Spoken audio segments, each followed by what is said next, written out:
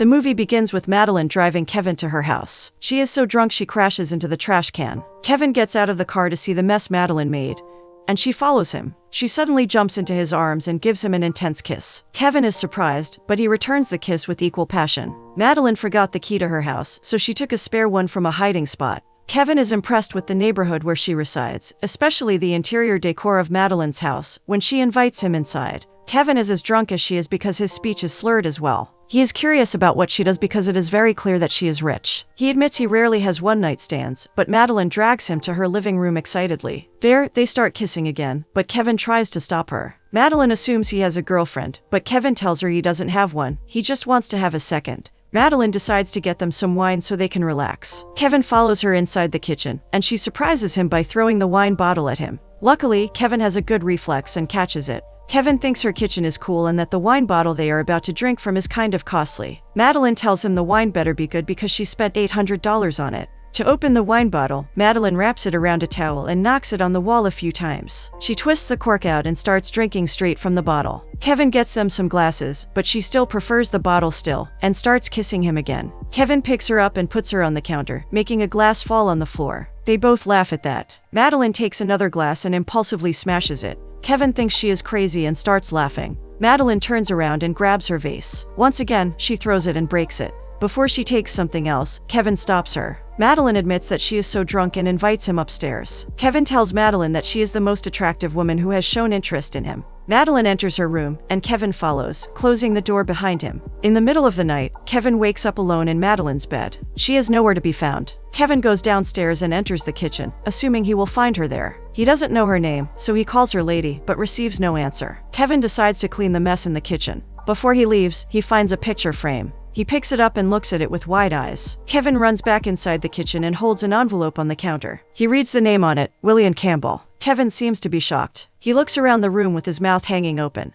He breathes heavily and calls his friend Peter, waking him up as well. Kevin tells him he is in Will's house, staring at his kitchen in disbelief. Peter immediately sits down and asks him to explain why he is there. Kevin tells him after they left the banquet, he had drinks with a girl who then invited him to her house, which he now knows is Will's. Kevin hangs up on his friend, hoping to find Madeline. He takes a note that is hanging on the fridge and reads it, but he starts freaking out and running around the house, calling her lady out loud. He runs upstairs and goes inside every room, until he finds her unconscious on the bathroom floor. Kevin had to push the door against her body so he could enter. Once inside, he tries to wake her up, but she gives him a hard time. Kevin believes Madeline took something. His phone starts ringing again. It's Peter calling him. He asks him about the name of the girl he is with. Of course, Kevin doesn't know, so he starts describing how she looks because Peter might know who she is. Peter asks if she was wearing a red dress. Kevin says that she is the one. Peter thinks Kevin should call 911 if Madeline is not breathing, but Kevin tells him she is. Then, Peter tells him what he is about to share with him should stay between them. Madeline throws her arm in the air and knocks Kevin's phone away. Kevin picks it up again and listens carefully. It turns out that about a year ago, this girl seduced Will, and what they both had was a one-time thing. But once he cut her off, he became her obsession. Peter believes the press will be all over this story if Kevin calls 911, and it won't be good for them, so he suggests that he sends a doctor, Dr. Newman, to Will's house. Kevin is surprised that Peter is sending a foot specialist to help him, but Peter tells him he is a great physician, and that he should trust him. In the meantime, Kevin is supposed to make her throw up anything she might have swallowed. Kevin is everything but comfortable with Peter's proposition, but the latter insists because that is what Kevin is supposed to do. After all, if things get worse, he will be blamed. Kevin finally realizes the mess he got himself into and drags Madeline to the toilet seat. She tries to scratch his face, and he tells her that he doesn't like this situation either. He takes matters into his own hand, quite literally, and forces her to throw up. Instead, he ends up puking as well. As Kevin speaks to Dr. Newman on the phone, Madeline starts crying and laughing at the same time.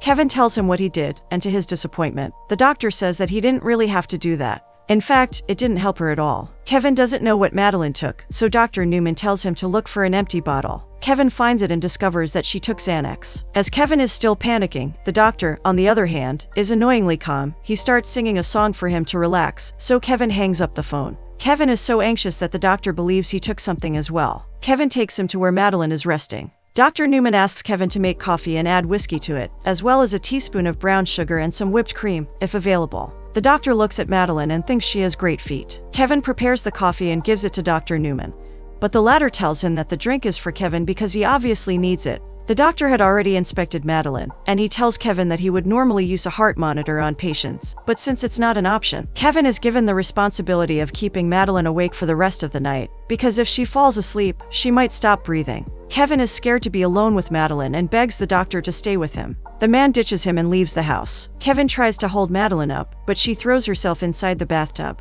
Kevin follows the advice of the doctor and gives Madeline a cold shower. Although she screams and cries, Kevin takes her inside the shower and stands under the water as well. Once he sits her down on the shower bench, she starts falling asleep, so he quickly splashes her face with water using his hands, and she instantly wakes up again. Kevin makes coffee for Madeline, but she doesn't want it. He insists, so she drinks. He asks her for her name, but she tells him she doesn't remember. Kevin sarcastically asks if she has amnesia, but Madeline asks him if he knows her name. She remembers what they did in the bedroom earlier, but she can't seem to recall her name. Madeline tells him she knows his name, which is Fernando. Kevin looks at her in utter disbelief and asks her if she thinks he looks like Fernando. Madeline thinks his comment is racist because there is a possibility that he might be Fernando. Madeline hides her face behind her hands, and she looks terribly tired. Kevin gets her bag and opens her wallet. He reads the name on her ID, Madeline Parker, and she tells him it is a pretty name. Kevin introduces himself, and she starts giggling. It is then that he asks her why they are in his boss's house, William. Madeline has no idea what he is talking about because her mind is clouded. She distances herself from him for a second, and he doesn't notice that she went to the couch to get some sleep.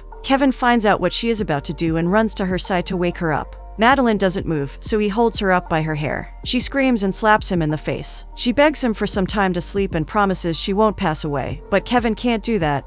He can't risk it. Then, Madeline suggests that they do it because, to her, it sounds like a good solution for both of them, but Kevin is not interested. Madeline asks if he ever thought about doing it with the starfish, which she imitates by extending her arms and legs. Kevin is weirded out by her strange question and deems it the most unattractive thing she has done. Kevin thinks talking is a good solution. He asks if Madeline has any pets, but she is bored by his question. She tells him she has a dog. Kevin assumes it's a he and asks for his name, but Madeline is annoyed by his assumption. When Kevin asks her name, she tells him the dog is actually a male. Fernando is the dog's name. Kevin wants to know where Madeline is from, and she answers with her mother's private parts. Kevin is appalled by her answer, and it looks like he hates speaking to her more than anything in the world. Madeline makes fun of where Kevin was born and raised. For a second, Madeline attempts to close her eyes, but Kevin claps his hands, making her jump in her place. Kevin asks her what she does. Madeline tells him she is a personal architect. He thinks she should consider giving him a real answer, so she tells him she is a body painter. Kevin doesn't believe her and asks again. This time, Madeline tells him she is a bartender. She turns to the other side, and her back faces Kevin. He stands up and picks her up again. Kevin puts her on the treadmill and turns the machine on. He stands behind her and starts walking with her. At that moment, Kevin receives a call from Peter, and he leaves Madeline for a minute. Madeline falls asleep on the treadmill and falls. Kevin tries to help her, but she elbows him in the chest. Peter hears all of this and is worried. Kevin tells him a plate fell, that's all, but Madeline laughs at his stupid excuse. Madeline, from the living room, screams at Peter and curses at him. Kevin is worried that this accident might affect his professional life because he didn't mean to entangle himself in this ordeal. But Peter tells him that he is going to be fine, as long as he controls Madeline. Kevin understands that Madeline knows Peter. He tells her that he knows about what happened between her and Will. Madeline loses her cool and gets a cigarette from her bag. Kevin takes it from her and puts it in the coffee machine. As she reaches for a new one, he tells her that he is aware of her affair with Will. He asks her if she really thought Will would leave his family for her. Madeline feels accused of being cheap and decides to leave. Kevin apologizes and asks her to calm down. Madeline changes her clothes, screaming at him to shut his mouth. Kevin knows that Madeline's driving is a bad idea, but she doesn't care, as long as she is away from him. Madeline screams that she is fine and calls him an idiot because he stutters a lot.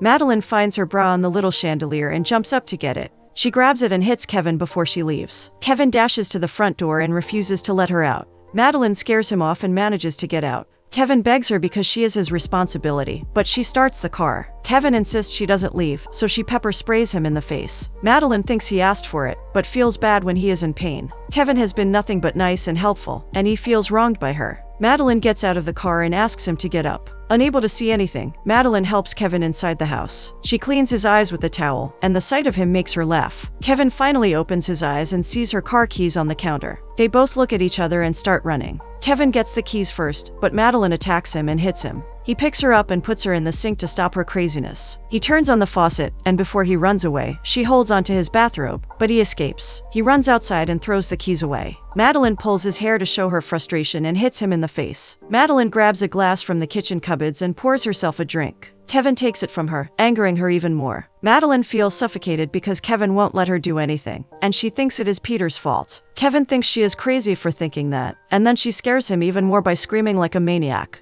Madeline strongly believes that Peter manipulated everyone so he could ruin her life because he knows she can do damage to Will's reputation. Kevin thinks that's impossible since no one would believe her word over his. To give Kevin proof, she shows him a private picture of Will. Kevin is disgusted by what he now can't unsee. Before Madeline decides to make it public, he jumps to steal her phone. She screams and tells him she has already saved it on her cloud. Madeline thinks Will's reputation deserves to be tarnished because he did this to himself. Kevin thinks her timing is not right because they are about to close an important deal at his work. But Madeline doesn't care about that since Kevin is the one who suddenly decided to show up in her life. At the banquet, Madeline was planning to have a talk with William, but Peter intercepted her plan. Kevin is curious about what she was going to tell his boss. Madeline doesn't say anything and sits down on the couch. Madeline admits that her affair with Will lasted for a while, so it wasn't a one-night stand. Madeline tells Kevin she was seeing Will for 3 years, and she is not as promiscuous as he thinks. Will had ended their relationship by text message. Kevin feels bad for her because he went through the same thing before. He is disappointed by his mentor's actions since he preaches accountability all the time at work, but the man can't seem to follow his own rules. Madeline's relationship with Will was much more meaningful than Kevin thinks, but the latter doesn't believe that.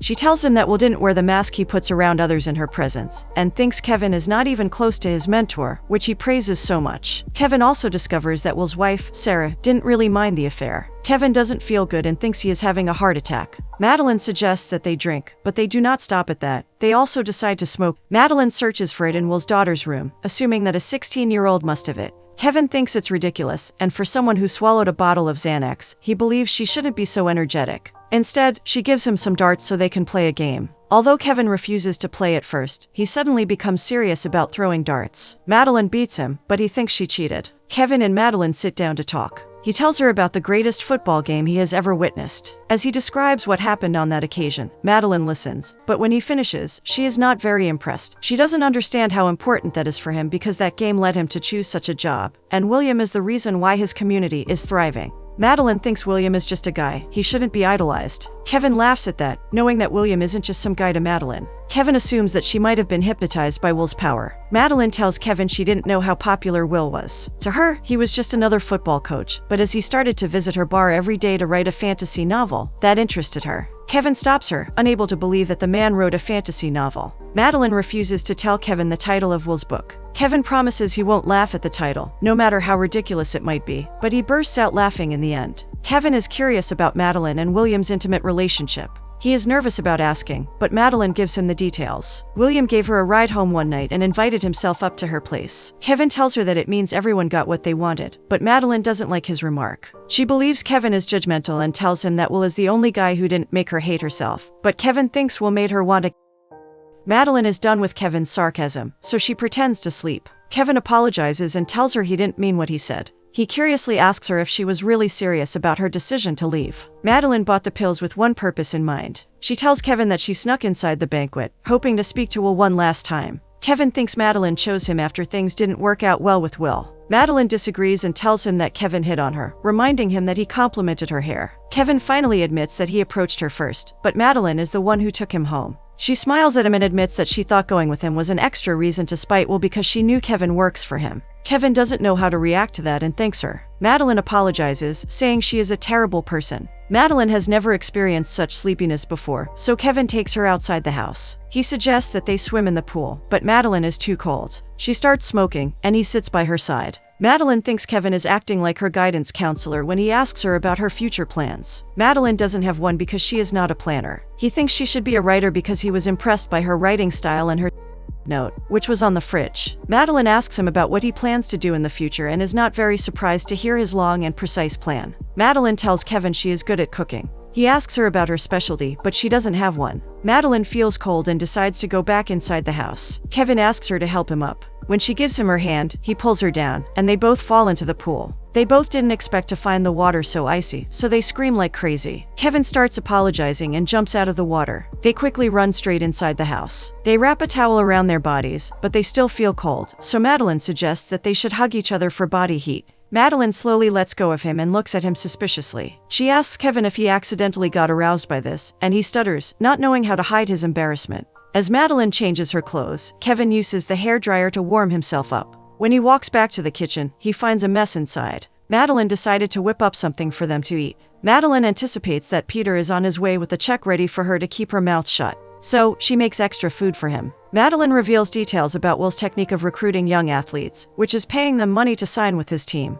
William hired their young prodigy, Kyle Walker, by paying him off. Kevin doesn't believe that Will is a cheater. Madeline smiles at him, and Kevin understands that, technically, Will cheated on his wife, so that makes him a certified cheater. Madeline takes Kevin to Will's office. It is full of posters and awards. Madeline thinks it is a narcissistic shrine he made for himself. Kevin thinks Will has achieved a number of great things, even when she speaks badly of him. Madeline thinks Kevin shouldn't be so hard on himself by looking up to someone like Will. Kevin says he is content with his life, but his tone suggests otherwise. Madeline thinks he doesn't have a personal life and follows him around the kitchen. She is only quiet when Kevin tells her he will let her look at his entire relationship history, but only if she does the same. Kevin and Madeline eat outside the house. They talk about their exes and drink wine. Kevin implies that Madeline has a long dating history, and she doesn't like that. Kevin takes back what he said, but asks about her body count. Madeline needs to think about it and take a moment. They both say the number 8 at the same time, but they are both lying. Madeline's number is 12, while Kevin's is 6. They both agree that Kevin's number is embarrassing and that Madeline's is normal for her age. Then, she admits that her number is 19, when Kevin's is actually 4.5, and the half is because he didn't finish. Kevin is curious to know what Madeline gained from being with Will. Madeline thinks her answer is cheesy, but Will is the only one who believes in her and encourages her to be a better cook. Kevin agrees. He thinks her cooking is incredible. He stands up to clean up the table, but Madeline doesn't let him. She thinks he doesn't know how to be normal. She takes him to the roof, where they both sit under the moonlight. Madeline wants to see the sunrise. She finally thanks him for his help. Kevin believes Madeline wanted to be found because she brought him with her. Madeline is not alone in this because Kevin reveals he once tried to as well. Madeline puts her head against Kevin's shoulder, feeling closer to him now. He smiles and rests his head on top of hers. They both look at each other, and before they kiss, his phone starts ringing. As Kevin enters the house to speak on the phone, Madeline goes outside to the garden. Kevin finds Madeline and tells her someone wants to speak with her. It's Will. Kevin is frustrated as he listens to their conversation because Will wants to see her. Kevin starts cleaning anxiously and doesn't understand how Madeline could forget everything she went through with Will. She tells Kevin he doesn't know how relationships work because he probably never had one. Kevin calls Madeline a train wreck, and she just loses it. She starts screaming about how empty and lifeless Kevin is. Kevin feels used by her because now she will bring Will down with her. He thinks she is a scared little girl who is afraid of boredom. Madeline attacks him and curses at him, calling him a coward because he does everything he is told without thinking on his own. Kevin walks away, leaving her in the kitchen. Sometime after they have both cooled down, Madeline tells him she cleaned the bedroom, and there are no signs of what they did last night. Kevin is still hurt by what she said earlier and doesn't even turn around to look at her. Madeline feels bad about what she said. She tells him he is going to be a hero at work. Kevin asks if she will get Will back, and she thinks everybody will win in the end. Will and Peter finally show up. Kevin and Peter leave their boss alone with Madeline. Peter tells him his patience will be rewarded. Inside the house, Madeline tells Will he didn't have to come because he has other important things to take care of. Will wants to be with her and tells her he loves her. Madeline doubts that he is lying, but Will reveals that he missed her. Madeline thinks he misses her for the wrong reasons. But it's more than that, Will reassures her. He asks if Kevin and Madeline slept together. Will admits he is jealous, and Madeline is surprised to see such a different side of him. She likes it. Kevin looks at the couple inside the house and can't help but be involved. He enters the kitchen and tells Will that he knows about how Kyle Walker entered the program. Kevin starts interrogating him, then Peter tries to chime into the conversation to keep Kevin from making a grave mistake. William tells Kevin everything he has done is for the sake of their program, and he has to make tough decisions to ensure its progress. Will asks Kevin to trust him, but the latter doesn't. Kevin asks Madeline what she is doing and is trying to make her see the mess she is about to dive into again. Kevin decides to leave. Will tells him that he should think about the future instead of making a rash decision. But Kevin doesn't reply back and slams the door behind him on his way out. Madeline tells Will she will fix the mess and convince Kevin to come back. Will kisses her head before she leaves. Madeline stops her car and asks Kevin what he is doing. He tells her he is changing his plan. She asks where he is going, so she can give him a ride. He asks her about Will, and she says she hopes he wins. Kevin puts his hands on the car and looks at her. Where to? Madeline asks him, and the movie ends before Kevin manages to answer.